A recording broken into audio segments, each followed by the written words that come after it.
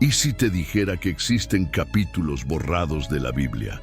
Historias de ángeles que descendieron de los cielos para unirse a mujeres humanas. Gigantes que caminaron sobre la tierra antes del diluvio. Secretos cósmicos tan peligrosos que fueron deliberadamente eliminados de las sagradas escrituras. Este es el libro de Enoc, y su historia es más inquietante de lo que imaginas. Un texto antiguo, envuelto en siglos de misterio, susurra una narrativa que precede al propio diluvio. Este documento no se encuentra en la mayoría de las Biblias modernas, pero su influencia resuena en las sombras de la teología judía y cristiana primitiva. Nos revela ángeles que traicionaron al cielo, gigantes que aterrorizaron a la humanidad y conocimientos prohibidos revelados a un hombre justo. Enoc, el bisabuelo de Noé, que según las Escrituras caminó con Dios y no fue visto más, porque Dios se lo llevó. Pero ¿qué vio Enoc antes de desaparecer? ¿Qué registró que era tan valioso y tan peligroso? Este no es solo un texto curioso de la antigüedad.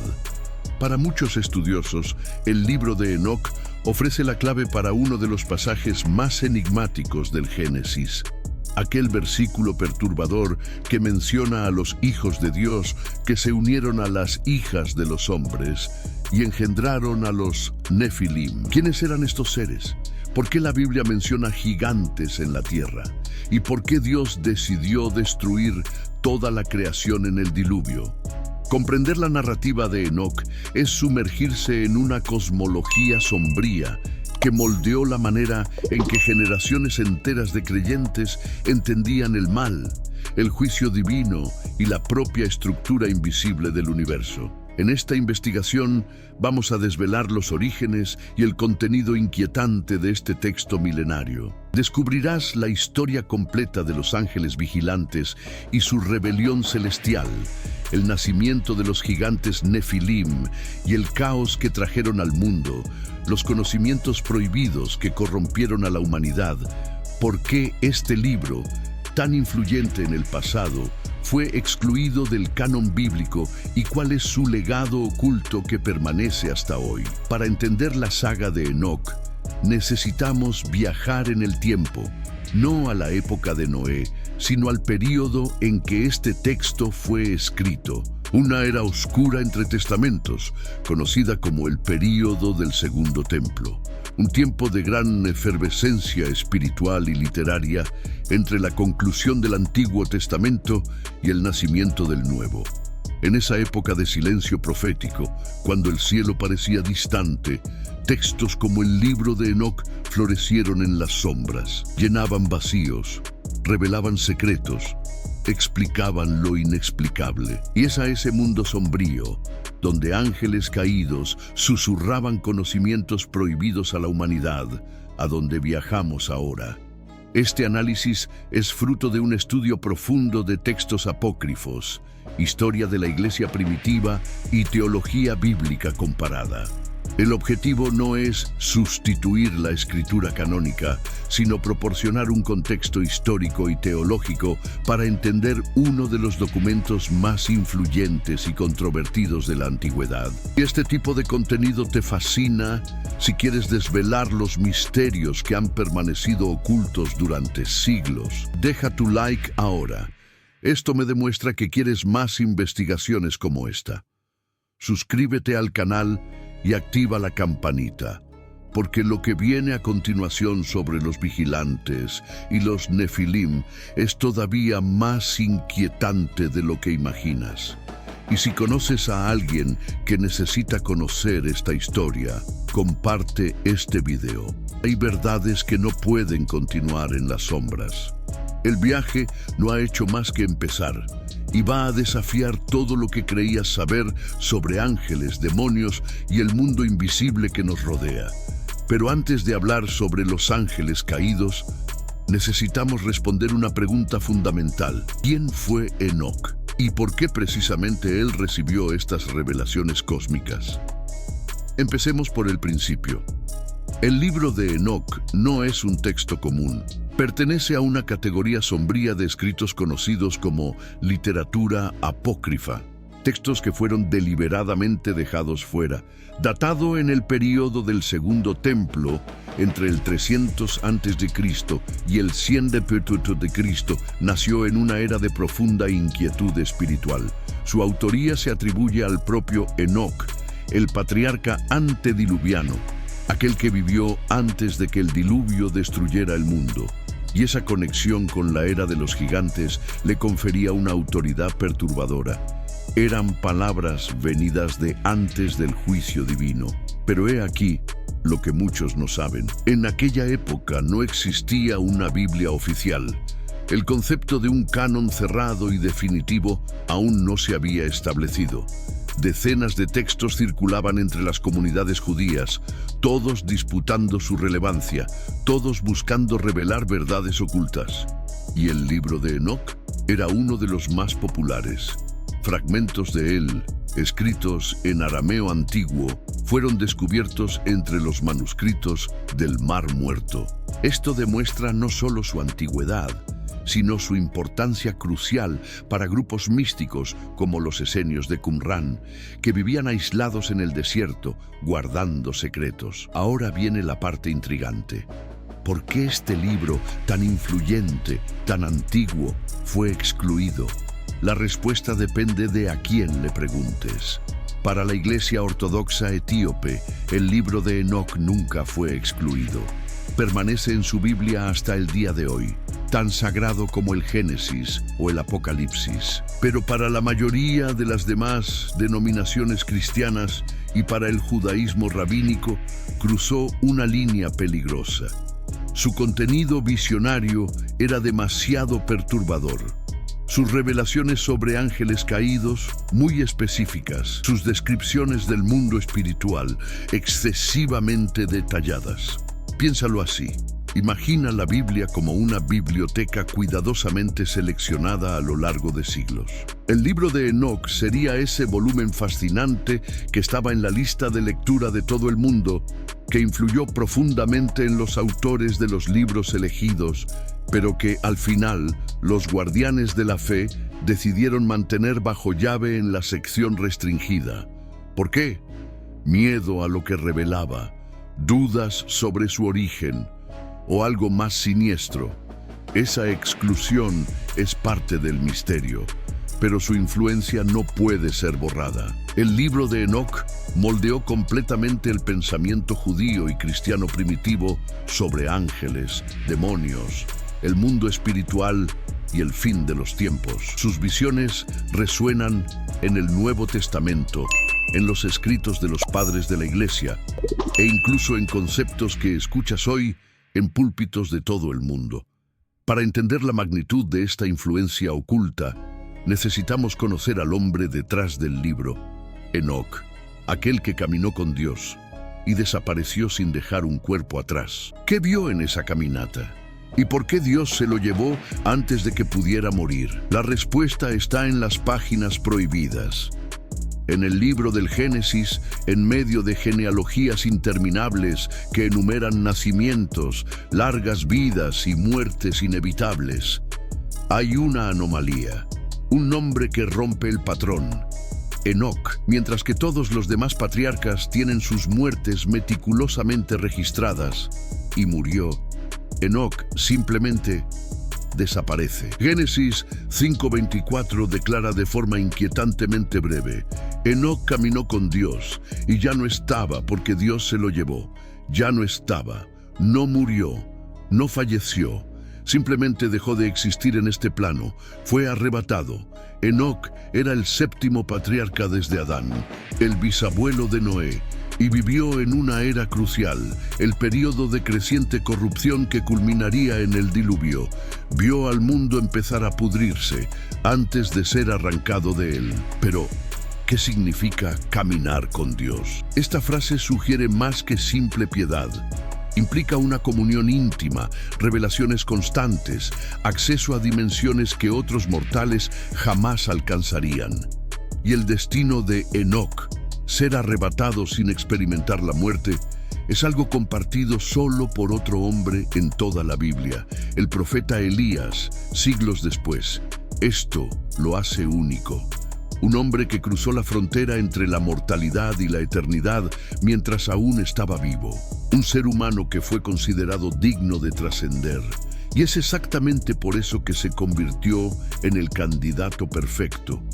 Piénsalo, ¿quién mejor para recibir revelaciones cósmicas? ¿Quién mejor para viajar por los cielos, ser testigo de los secretos de la creación y registrar mensajes sobre el juicio futuro, que el único hombre que ya había cruzado el velo entre mundos? El libro de Enoc se basa precisamente en esta premisa. En la tradición extrabíblica, Enoc no es solo un hombre justo, se convierte en algo mucho más grande. Un escriba celestial, un astrónomo de los cielos, un profeta del Apocalipsis y el intermediario entre Dios y los ángeles rebeldes. Imagina la escena. Un simple mortal frente a seres angélicos de poder inconmensurable, entregándoles un veredicto de condenación divina. La autoridad no venía de él, sino de quien lo envió, y esa misión, enfrentar a los caídos, requería una fe de proporciones cósmicas. Enoc vio lo que ningún otro humano vivo había visto, caminó por donde ningún otro mortal había caminado, y lo registró todo. Pero lo registró para quién y por qué. Este fundamento bíblico, por muy breve que sea, es el cimiento sobre el cual se construye toda la inquietante narrativa de ángeles caídos y gigantes. Porque la historia que cuenta el libro de Enoc no comienza en la tierra, entre hombres corruptos. Comienza en los cielos, con 200 ángeles observando la tierra desde lo alto y tomando una decisión que cambiaría para siempre el destino de la humanidad. Una decisión que violaría las propias leyes de la creación. Una decisión que daría origen a los Nefilim. Y todo comienza con un deseo prohibido. La narrativa del libro de Enoc comienza no con un error, sino con una conspiración. 200 ángeles, una clase especial conocida como los vigilantes, los Grigori, tenían un propósito simple: observar a la humanidad desde sus posiciones celestiales. Guardianes silenciosos, testigos de la creación. Pero algo salió mal. Empezaron a mirar hacia abajo y a desear. Las hijas de los hombres eran hermosas, y cuanto más observaban los vigilantes, más crecía aquel deseo prohibido. Un deseo que violaba el orden mismo de la creación. Un deseo que cruzaría la línea entre lo celestial y lo terrenal. Y entonces, liderados por un ángel llamado Semyasa, tomaron una decisión, pero no fue impulsiva. No fue un error pasional, fue calculada. Se reunieron en la cumbre del monte Hermón, un lugar que hasta hoy lleva una energía sombría en su nombre. Y allí, bajo los cielos a los que debían servir, hicieron un pacto, un juramento de sangre. Cada uno juró que descendería a la tierra y tomaría para sí esposas humanas. Pero el pacto tenía una cláusula terrible. Nadie podía retractarse. Si uno de ellos caía, todos caerían juntos. Ninguno sería dejado atrás cargando la culpa solo. Era una rebelión deliberada, consciente, irrevocable. Y cuando descendieron, fue el principio del fin. Su pecado no fue solo deseo carnal, fue mucho más profundo. Al abandonar sus moradas celestiales, al cambiar su naturaleza espiritual por cuerpos que podían tocar, sentir, consumir, violaron la estructura misma de la creación. Era una contaminación, lo sagrado invadiendo lo profano, lo eterno corrompiendo lo temporal. El libro de Enoc describe con detalles perturbadores. Tomaron esposas, no una unión espiritual, sino física, real. Y de esas uniones imposibles, algo nació, algo que no debería existir. Ahora te estarás preguntando, ¿es esto solo fantasía apócrifa o hay algo de esto en la Biblia oficial? La respuesta está en Génesis 6. aquel pasaje enigmático que menciona a los hijos de Dios uniéndose a las hijas de los hombres. Durante siglos, los teólogos han intentado suavizar esta historia. Hijos de Dios sería solo el linaje justo de Set, dicen algunos. Una cuestión de genealogía, no de ángeles. Pero el libro de Enoc no deja espacio para interpretaciones suaves. Dice literalmente, eran ángeles, seres celestiales, que cayeron por causa de su propia lujuria, y lo que engendraron no fue humano. Esta transgresión, este acto de rebelión cósmica, fue el catalizador de todo lo que vino después. No fue un incidente aislado, fue la primera ficha de dominó en caer en una secuencia que culminaría en la destrucción total del mundo antediluviano, porque el fruto de estas uniones prohibidas, los hijos de los ángeles caídos, eran monstruosos, se les llamaba Nefilim y se convirtieron en la plaga que casi destruyó a la humanidad. Pero antes de hablar sobre los gigantes, necesitamos entender algo aún más siniestro. Los vigilantes no solo corrompieron la genética humana, trajeron algo peor a la tierra. Conocimiento que la humanidad nunca debió tener. De las uniones imposibles entre vigilantes y mujeres humanas, nació algo que nunca debió haber existido. Los Nefilim, gigantes de estatura monstruosa. No eran simplemente humanos altos, eran una hibridación, una anomalía genética y espiritual que desgarró el orden natural del mundo. Cada nacimiento suyo era una afrenta viva a la creación. Al principio, consumieron todo lo que la humanidad producía. Cosechas enteras desaparecían, rebaños eran devorados en días, pero eso no era suficiente para saciar su hambre voraz. Y entonces, se volvieron contra los propios humanos. El libro de Enoc no escatima en detalles. Los Nefilim comenzaron a devorar carne humana. Bebían sangre, esparcían el terror por donde pasaban, dominando la tierra con fuerza bruta y una crueldad que parecía no tener fin. Pero la corrupción no era solo física. Los Nefilim eran seres sin alma, literalmente. No tenían lugar en el plan divino para la humanidad. Eran un callejón sin salida espiritual.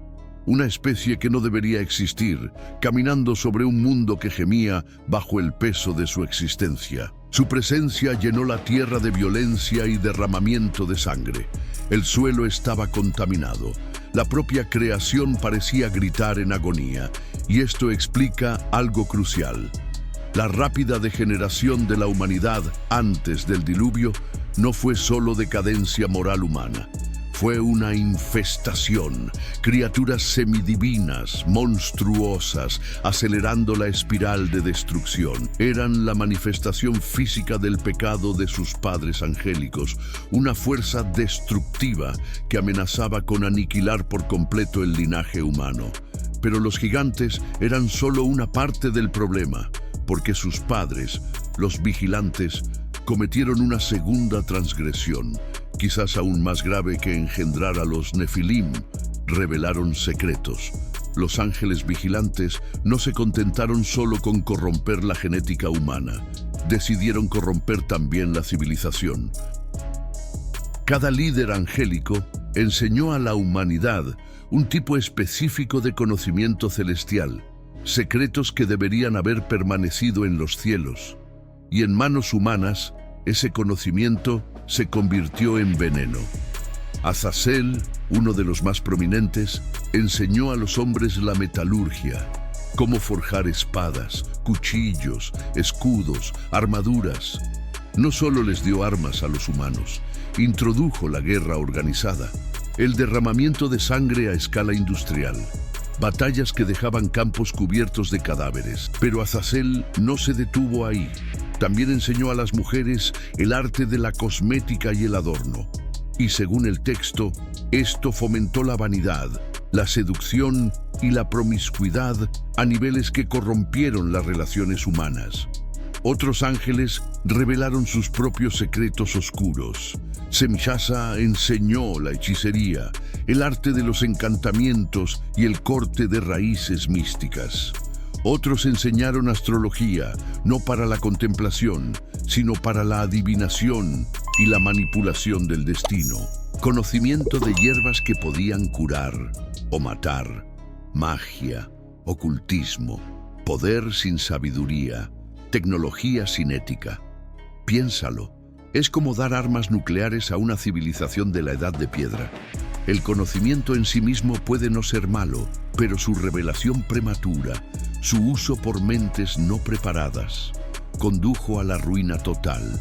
La humanidad, de repente armada con secretos celestiales, se volvió arrogante, violenta, distante de su creador. La dependencia de Dios fue reemplazada por la confianza en el poder y la magia, y el mundo se sumió en un caos absoluto.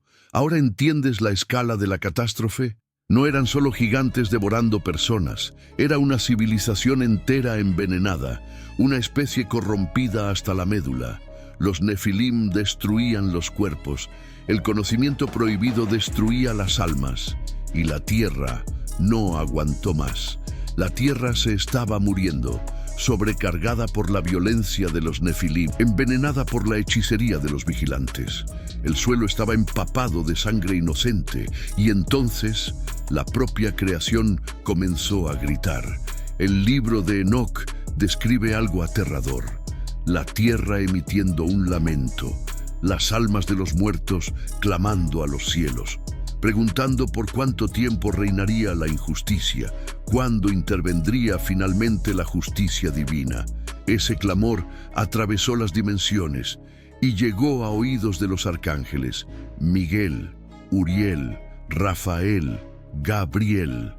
Miraron hacia abajo y presenciaron el horror total, la opresión, la destrucción, la sangre inocente siendo derramada sin cesar, la anarquía extendiéndose como una plaga, todo originado por la rebelión de sus antiguos hermanos. Los arcángeles llevaron el caso directamente al trono de Dios, actuaron como fiscales celestiales, informaron de cada transgresión de los vigilantes, la arrogancia de haber enseñado secretos prohibidos, la devastación causada por los gigantes. Presentaron el lamento de la tierra como evidencia irrefutable. La creación necesitaba una intervención urgente, y Dios pronunció su sentencia. Un gran diluvio vendría sobre la tierra. Todas las criaturas serían barridas, los gigantes destruidos, la corrupción borrada. Pero los ángeles vigilantes recibirían algo peor que la muerte. Serían atados en las profundidades de la tierra, en total oscuridad, aprisionados hasta el día del juicio final, cuando serían arrojados al fuego eterno. Pero antes de que esa sentencia fuera ejecutada, alguien tenía que entregar el mensaje, y Dios no eligió a un ángel para ello. Eligió a un hombre. En medio de un mundo sumido en la depravación total, la rectitud de Enoc brillaba como una estrella solitaria en la oscuridad. Y debido a esa rectitud, fue elegido para una misión sin precedentes. Dios lo comisionó para ser su portavoz, pero no para la humanidad, para los ángeles. Piensa en la inversión total de la jerarquía aquí. Los profetas normalmente hablan de Dios a los hombres, pero Enoc fue enviado para hablar de Dios a seres celestiales. Los ángeles son los mensajeros divinos para la humanidad, pero ahora un mortal se convertiría en el portador de la sentencia divina para ellos. Esto demuestra el nivel de honor que Enoc tenía ante el Creador, pero también demuestra el peso aterrador de su misión. Enoc tuvo que acercarse a los vigilantes, seres que todavía poseían un poder inmenso y conocimiento cósmico, e informarles de que su petición de misericordia había sido denegada. Serían encarcelados, sus hijos gigantes serían destruidos, y nunca más regresarían al cielo. Era un mensajero de la desgracia, entregando un veredicto final e irreversible. El libro describe cómo los ángeles caídos, al escuchar la primera visión de Enoc sobre su destino, quedaron aterrorizados. Le suplicaron que escribiera una petición de perdón en su nombre y la leyera ante el Señor. Enoc obedeció, escribió, leyó. Pero la respuesta que recibió para entregar era de condenación total. No había clemencia, no había segunda oportunidad. Enoc no sería un intermediario de reconciliación, sería el heraldo del juicio. Pero su misión no terminaría ahí. Como recompensa por su fidelidad y para prepararlo como escriba de los cielos, Enoc sería llevado en un viaje que ningún otro mortal había experimentado jamás. Una excursión cósmica a través de reinos invisibles. Un viaje que revelaría los secretos más profundos del universo. Tras recibir su comisión, Enoc es arrebatado. Guiado por ángeles santos, especialmente Uriel, el ángel de la luz y de las estrellas, viaja a través de los múltiples niveles de los cielos. Y lo que presencia va mucho más allá de la comprensión humana común. El libro describe un universo complejo, ordenado, de una precisión matemática perfecta. Ve las moradas de los ángeles, los tesoros donde se almacenan la nieve y el granizo, los vientos que sostienen la tierra, montañas de metales preciosos, ríos de fuego, árboles que exhalan aromas celestiales. Cada etapa es una revelación.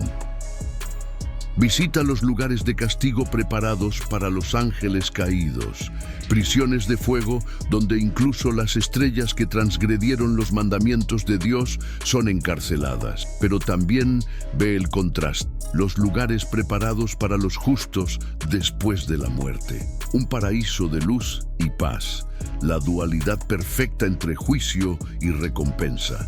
El lenguaje utilizado para describir estas visiones es apocalíptico, rico en simbolismo. Y sus guías angélicos interpretan cada visión, explicando las leyes que gobiernan la creación, el propósito del bien y del mal, el plan divino para la historia de la redención y del juicio final. Estos viajes no son turismo cósmico, son una educación.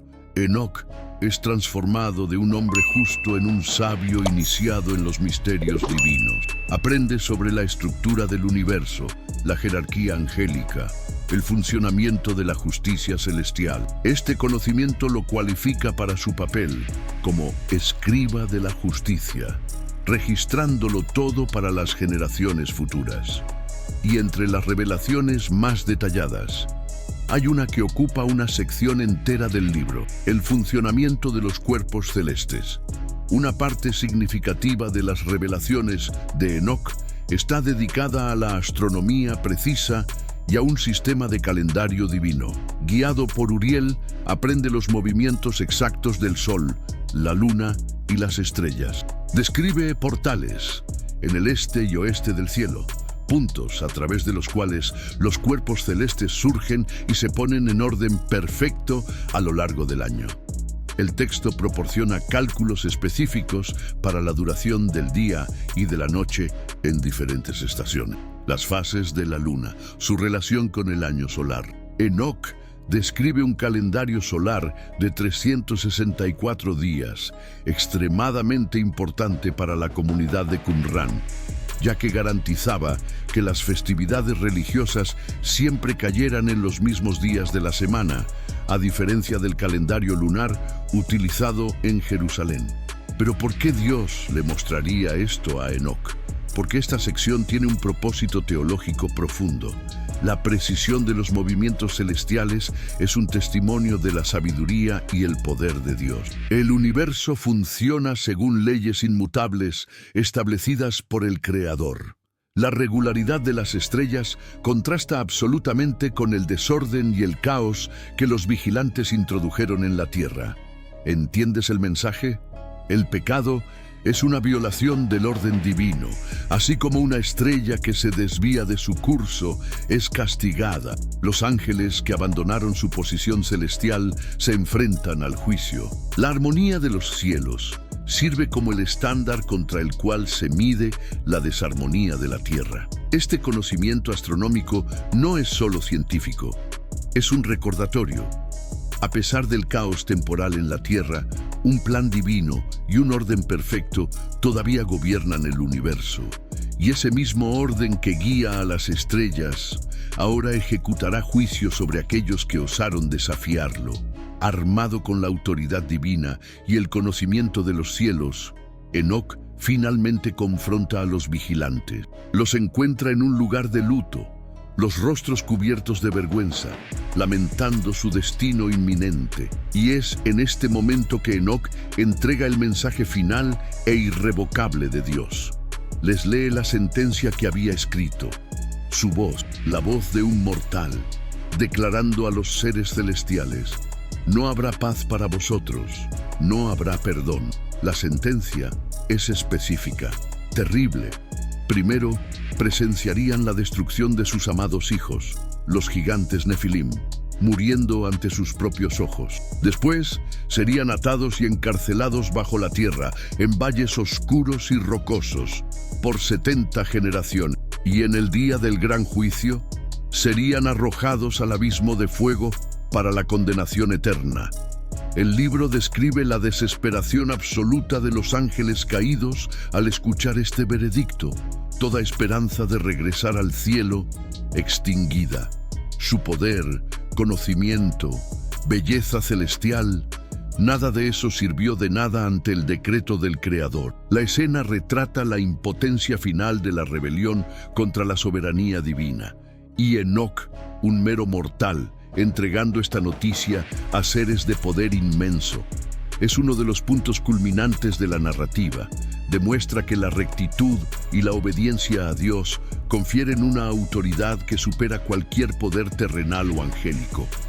Enoc actúa como el oficial de justicia del tribunal celestial, pero con el destino de los padres sellado, la atención divina se vuelve hacia los hijos, los gigantes Nefilim, y su destino sería igualmente terrible, pero con una consecuencia que continuaría atormentando a la humanidad hasta el día de hoy. El juicio sobre los Nefilim fue rápido, decisivo, brutal. Dios hizo que los gigantes se volvieran unos contra otros en una furiosa autodestrucción. Lucharon entre sí hasta que su raza fue exterminada. Sus cuerpos masivos cayeron. Su existencia física llegó a un fin violento, un final apropiado para una vida marcada por la violencia. Pero aquí es donde la historia se vuelve aún más sombría. La muerte de sus cuerpos no fue el fin de su influencia maligna. El libro de Enoc introduce un concepto que influiría profundamente en la demonología judeocristiana para siempre. Los Nefilim eran una mezcla de espíritu, de sus padres angélicos, y carne, de sus madres humanas. Cuando sus cuerpos murieron, sus espíritus fueron liberados. Pero debido a su origen profano, estos espíritus no podían ascender al cielo. Tampoco podían descansar en el Seol, el lugar de los muertos humanos. Fueron condenados a vagar por la tierra, como espíritus malignos, como demonios. Su naturaleza: atormentar, corromper, afligir, engañar a la humanidad hasta el día del juicio final.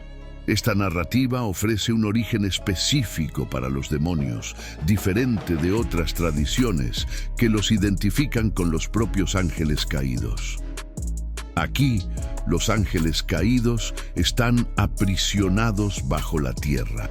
Pero los demonios que afligen a los humanos son los espíritus desencarnados de sus hijos gigantes. Esta distinción es teológicamente significativa y llena un enorme vacío en la escritura canónica sobre el origen de los demonios. Así que, incluso con la destrucción física de los Nefilim, su maldición permaneció. La tierra estaba libre de sus cuerpos gigantescos, pero no de su influencia espiritual. La corrupción ahora era más sutil, pero no menos peligrosa. Y eso significaba que era necesaria una limpieza más profunda, una purificación que no solo eliminara los cuerpos, sino que lavara la mancha de su existencia de la propia creación. La destrucción de los Nefilim y la contaminación espiritual que dejaron atrás habían corrompido la tierra a un nivel irreparable. Violencia, hechicería, anarquía, todo tan extendido que simplemente eliminar a los gigantes no era suficiente. Según algunas interpretaciones, incluso la genética humana había sido contaminada por la hibridación. Era necesario un reinicio cósmico, y el libro de Enoc conecta directamente estos eventos con el gran diluvio del Génesis. La inundación no fue solo un castigo por la maldad humana común, fue un acto quirúrgico y deliberado de purificación, la solución divina para limpiar la tierra de la mancha física y espiritual dejada por los vigilantes y su prole. El agua serviría como agente de limpieza universal. Desde esta perspectiva, el Arca de Noé asume un significado aún más profundo. Noé y su familia no fueron salvados solo por ser justos. Representaban el linaje humano puro y no contaminado. El arca se convierte en un repositorio genético y espiritual, preservando la semilla de la humanidad original de Adán, protegida de las aguas que lavarían la corrupción nefilim del mundo. Esto proporciona un contexto dramático y urgente para la historia del diluvio. Explica por qué un juicio tan extremo fue considerado necesario. La amenaza no era solo moral, era existencial. El linaje humano, a través del cual vendría el futuro Mesías, estaba en peligro de ser completamente corrompido y eliminado por la descendencia angélico-humana. Esta interpretación arroja una luz completamente nueva sobre Génesis 6, el pasaje enigmático que precede inmediatamente a la historia del diluvio. La Biblia canónica nos da la semilla de la historia. El libro de Enoc nos ofrece una expansión detallada e inquietante de esa semilla, intentando responder a las preguntas que el texto original deja abiertas. Pero esto nos lleva a una cuestión crucial. Pero antes de continuar, necesitamos volver al texto que lo inició todo. Génesis 6, 1, 4. Uno de los pasajes más debatidos y misteriosos de toda la Biblia. Cuando los hombres comenzaron a multiplicarse sobre la tierra y les nacieron hijas, los hijos de Dios vieron que las hijas de los hombres eran hermosas, y tomaron para sí mujeres de todas las que escogieron. Había gigantes en la tierra en aquellos días, y también después que se llegaron los hijos de Dios a las hijas de los hombres, y les engendraron hijos. Estos fueron los valientes que desde la antigüedad fueron varones de renombre. La pregunta que ha atormentado a los teólogos durante milenios: ¿quiénes son los hijos de Dios? Una interpretación prominente, la visión setita, argumenta que eran descendientes del linaje justo de Set, hijo de Adán, que se casaron con mujeres del linaje impío de Caín. Desde esta visión, el pecado fue la mezcla de los linajes santo y profano. Nada sobrenatural, solo humanos pecando contra humano. Pero hay otra interpretación, más antigua, más inquietante, la visión de los ángeles caídos. Y es exactamente esta visión la que el libro de Enoc defiende vigorosamente. Los hijos de Dios eran seres angélicos, y los defensores de esta teoría tienen argumentos sólidos. El mismo término hebreo, Benei Ha-Elohim, se usa en otras partes del Antiguo Testamento, como en el libro de Job, para referirse específicamente a ángeles. Y piénsalo lógicamente. Si solo fueran hijos de matrimonios mixtos entre humanos, ¿por qué el resultado serían gigantes? ¿Por qué valientes y varones de renombre con características sobrenaturales? La visión de Enoc proporciona una causa sobrenatural para un efecto sobrenatural. Y sea cual sea la interpretación correcta, es innegable que el libro de Enoc y su visión de los ángeles caídos fueron extremadamente influyentes en el pensamiento judío del Segundo Templo. Y esa popularidad se extendió a los primeros seguidores de Jesús. Ecos de esta tradición se pueden encontrar en los propios escritos del Nuevo Testamento. La influencia del libro de Enoc no se limitó a los círculos judíos. Impregnó la iglesia cristiana primitiva. Muchos de los primeros padres de la iglesia, Tertuliano, Ireneo, Clemente de Alejandría, conocían el libro. lo citaban en sus escritos, lo consideraban una fuente valiosa para entender el mundo antediluviano y el origen del mal. Pero la evidencia más fuerte de su influencia está dentro del propio Nuevo Testamento. La Epístola de Judas, uno de los libros más cortos de la Biblia, cita directamente el libro de Enoc. Judas 1:14-15 dice: de estos también profetizó Enoc, séptimo desde Adán, diciendo: he aquí, vino el Señor con sus santas decenas de millares para hacer juicio contra todos. Esta es una cita casi literal de 1 Enoc 1:9, un libro apócrifo citado como profecía dentro de la Biblia canónica. Deja que eso cale por un momento, y no termina ahí. La segunda epístola de Pedro contiene paralelos temáticos impresionantes. Segunda Pedro 2:4 menciona ángeles que pecaron, a quienes Dios arrojó al infierno y entregó a prisiones de oscuridad para ser reservados al juicio. Este lenguaje refleja de cerca la descripción de Enoc sobre el destino de los vigilantes. Entonces, si el libro de Enoc era tan influyente, tan respetado, tan citado, ¿por qué fue dejado fuera? El declive de la influencia de Enoc comenzó alrededor del siglo IV.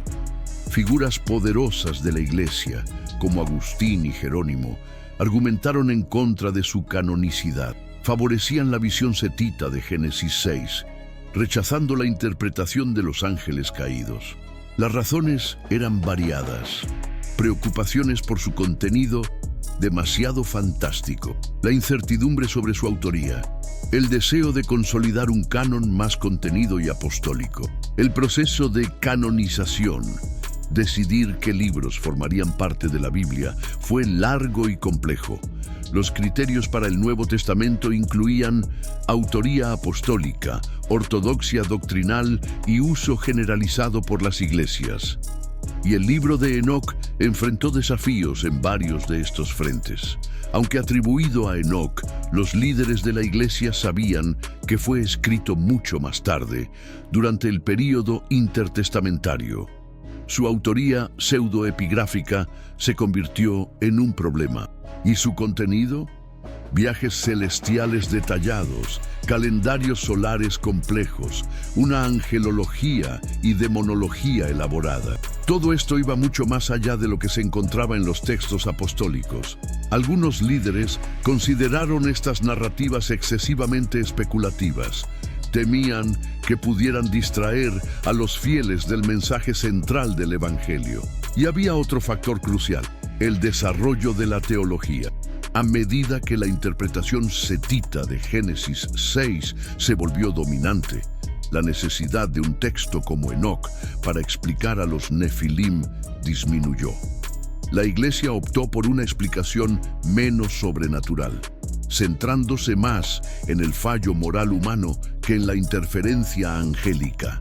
En consecuencia, con la notable excepción de la Iglesia etíope, el libro de Enoc fue relegado al estatus de apócrifo. No fue tanto eliminado de la Biblia, sino que no fue incluido en la lista final cuando el canon se cerró formalmente, y durante siglos el texto completo se consideró perdido para el mundo occidental, convirtiéndose en una leyenda literaria, hasta su redescubrimiento dramático. Durante más de 1000 años, el mundo occidental conoció el libro de Enoc solo a través de fragmentos, referencias en los escritos de los padres de la Iglesia, citas en el Nuevo Testamento. El texto completo, considerado perdido. El conocimiento de su existencia era como el eco de una historia antigua, cuya fuente original había desaparecido en las brumas del tiempo.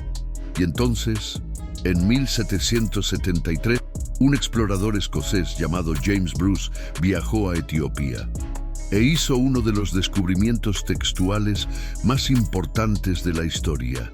Encontró 3 manuscritos completos del libro de Enoc, escritos en la antigua lengua ge'ez, la lengua litúrgica de la Iglesia Ortodoxa Etíope. La razón por la que los manuscritos sobrevivieron en Etiopía, la Iglesia etíope nunca dejó de considerar el libro como parte de su canon bíblico. Mientras el resto de la cristiandad lo había dejado de lado, la comunidad etíope lo preservó, copió y estudió fielmente a lo largo de los siglos.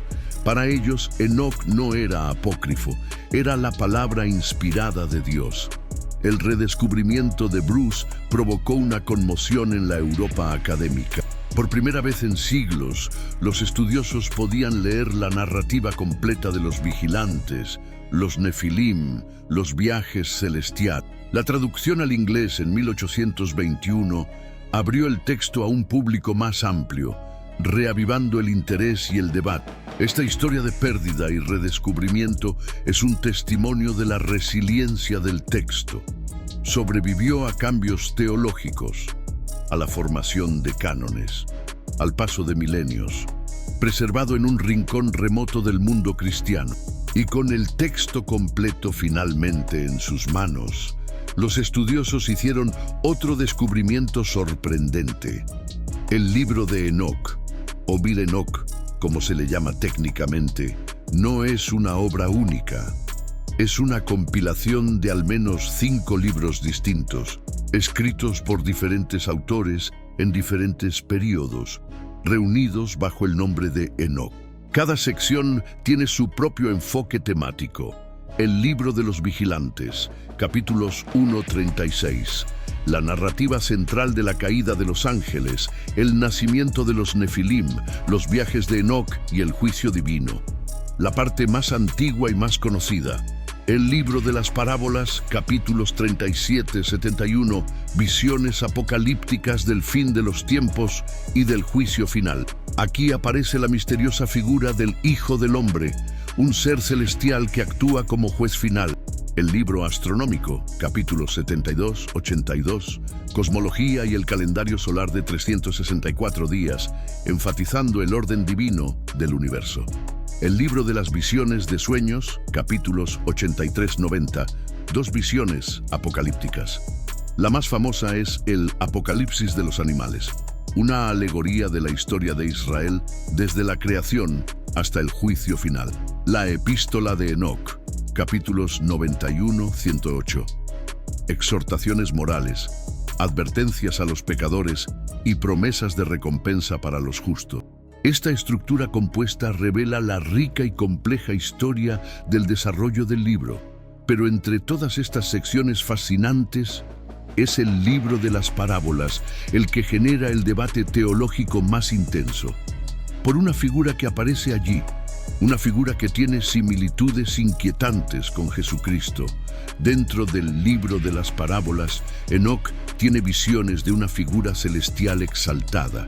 La llama por varios títulos: el justo, el elegido y, más significativamente, el Hijo del Hombre. Esta figura es descrita como preexistente, habitando con el Señor de los Espíritus, incluso antes de la creación del mundo. Y sus características: es el juez escatológico que se sentará en un trono de gloria para juzgar a todas las naciones. Es el campeón de los justos y el vengador de su sufrimiento, destinado a derrocar a los reyes y a los poderosos que oprimen al pueblo de Dios. Estas descripciones son sorprendentemente similares a las que Jesús usa para sí mismo en los evangelios. Y esto plantea una pregunta explosiva: ¿cuál vino primero?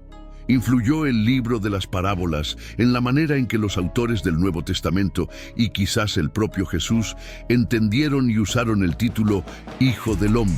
¿O serían estas secciones de Enoc una adición posterior, insertada por escribas cristianos para fortalecer las afirmaciones mesiánicas de Jesús? Durante mucho tiempo, la segunda opción pareció plausible, porque curiosamente, el libro de las parábolas era la única sección de Primero Enoc que no se había encontrado entre los fragmentos de los manuscritos del Mar Muerto. Esto llevó a la especulación de que podría ser una obra posterior, quizás incluso de origen cristiano, datada después de la época de Jesús. Sin embargo, la mayoría de los expertos hoy cree que el libro de las parábolas es de hecho una obra judía precristiana, datada en el primer siglo antes de Cristo o primer siglo de... Esto sugiere algo impresionante. El concepto de un hijo del hombre celestial y mesiánico ya formaba parte del escenario teológico judío antes de la venida de Jesús. Y el descubrimiento arqueológico que ayudó a consolidar la antigüedad del resto del libro fue de importancia monumental. 1947, Cuevas de Qumrán, una de las mayores revelaciones arqueológicas del siglo XX.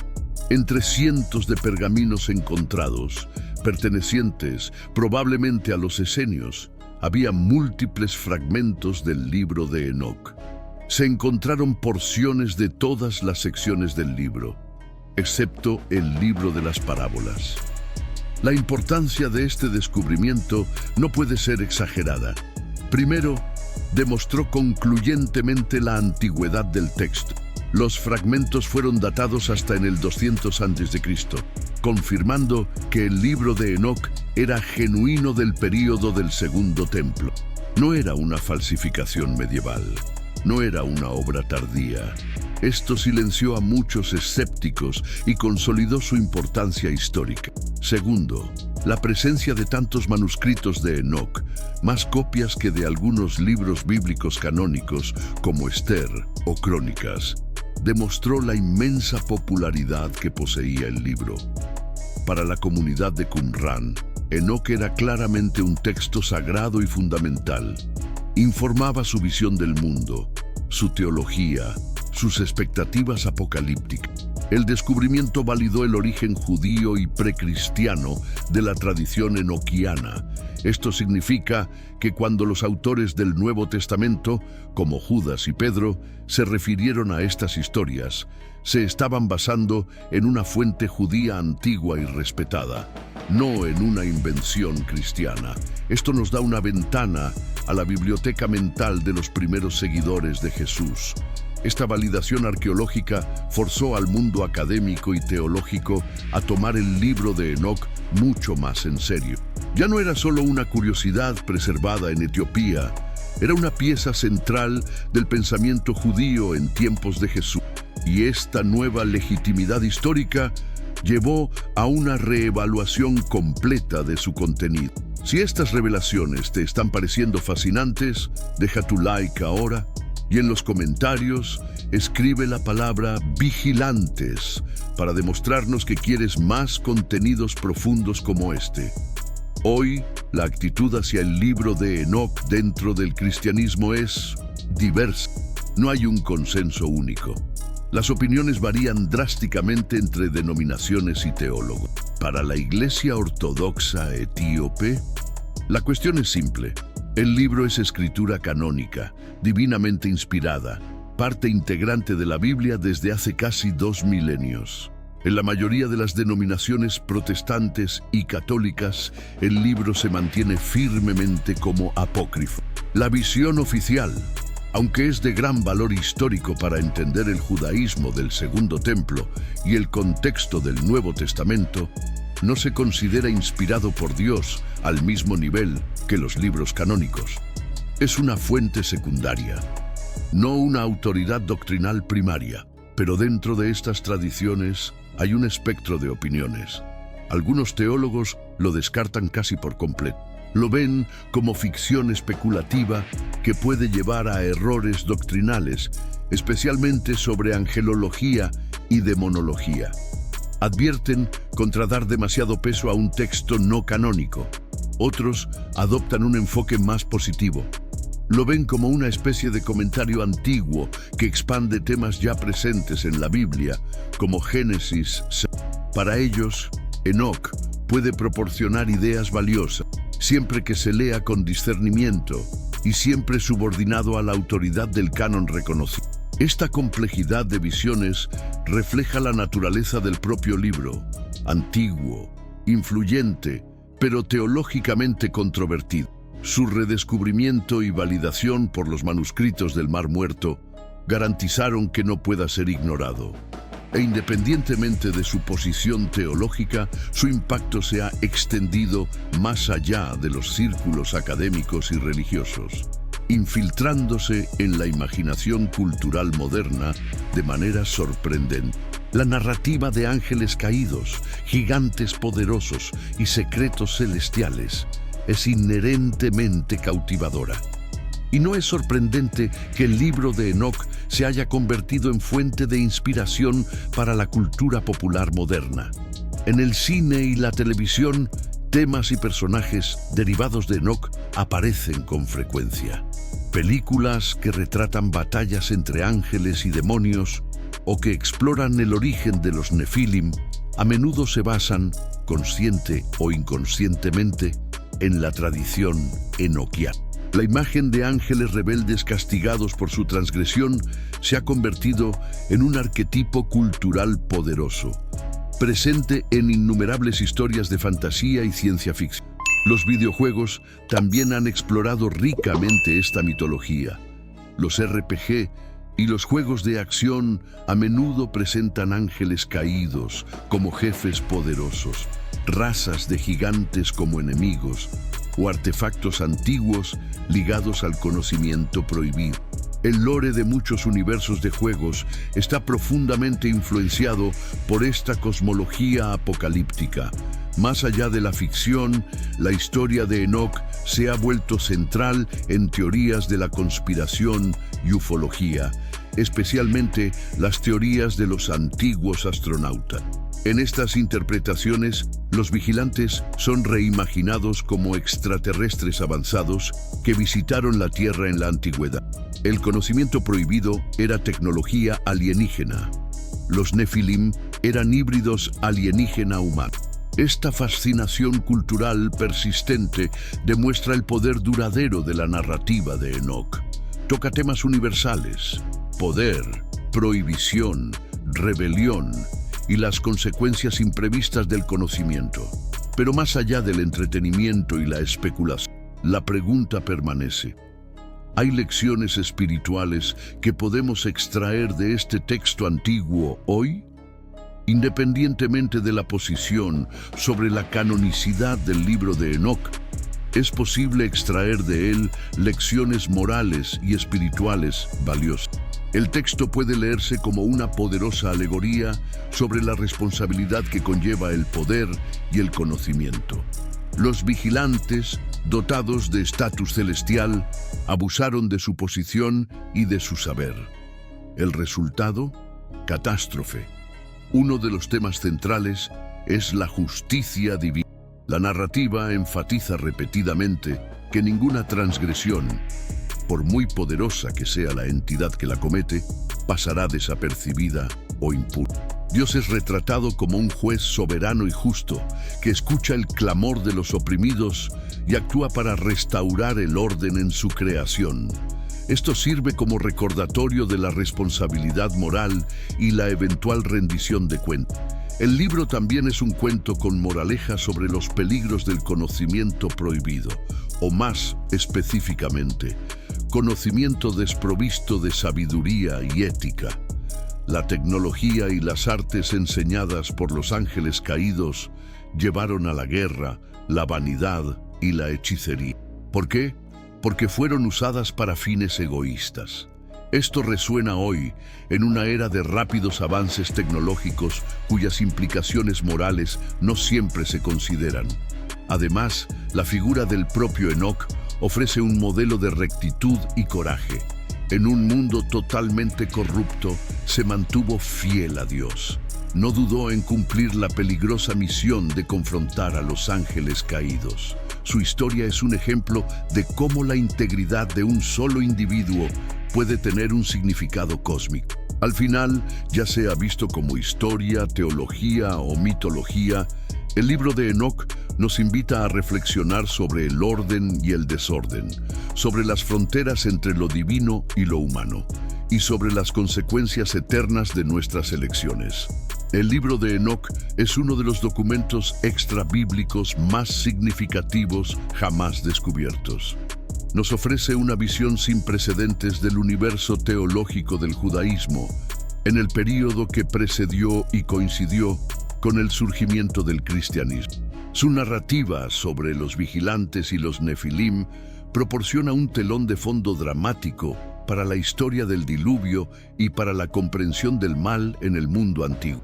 Hemos explorado su historia, desde su popularidad inicial e influencia sobre los escritores del Nuevo Testamento, hasta su eventual exclusión de la mayoría de los cánones bíblicos y su preservación milagrosa en Etiopía. Hemos visto cómo su redescubrimiento y validación por los manuscritos del Mar Muerto lo trajeron de vuelta al centro del debate teológico e histórico, garantizando que su voz, silenciada durante siglos, fuera escuchada de nuevo. Es crucial ser realista sobre lo que este libro representa. Para la mayoría de los creyentes, no es la palabra final de Dios, pero es un testimonio fascinante de la búsqueda de una comunidad antigua por respuestas a las preguntas más profundas de la vida: el origen del mal, la naturaleza de la justicia, el destino final de la humanidad. Debe ser abordado con respeto por su antigüedad e influencia, pero con discernimiento crítico. El libro de Enoc nos recuerda que el mundo espiritual para los antiguos era vibrante, complejo y a veces peligroso. Nos invita a considerar que quizás existen misterios en la historia de la fe que van más allá de las páginas del canon establecido, y nos desafía a preguntar: ¿qué más podría estar esperando en las sombras de la historia para ser redescubierto? Si has llegado hasta aquí, enhorabuena. Acabas de completar un viaje profundo a través de uno de los textos más misteriosos y controvertidos de la antigüedad. Pero esto es solo la punta del iceberg. Existen decenas de otros textos apócrifos, pergaminos perdidos y misterios bíblicos esperando ser explorados. Y nosotros vamos a traerte cada uno de ellos. Si este contenido añadió valor a tu conocimiento, comparte este vídeo con alguien a quien también le interesen los misterios bíblicos. Hay verdades que no pueden continuar en las sombras. Y no te olvides de suscribirte al canal si quieres continuar desvelando los secretos que fueron escondidos durante siglos. En los comentarios deja tu respuesta. ¿Qué texto apócrifo o misterio bíblico quieres que exploremos en el próximo video? El libro de Jasher, los testamentos de los 12 patriarcas, el Evangelio de Tomás, los secretos de los manuscritos del Mar Muerto. Dínoslo y nosotros lo investigaremos, porque hay verdades que no pueden continuar en las sombras y juntos las sacaremos a la luz. Hasta el próximo misterio.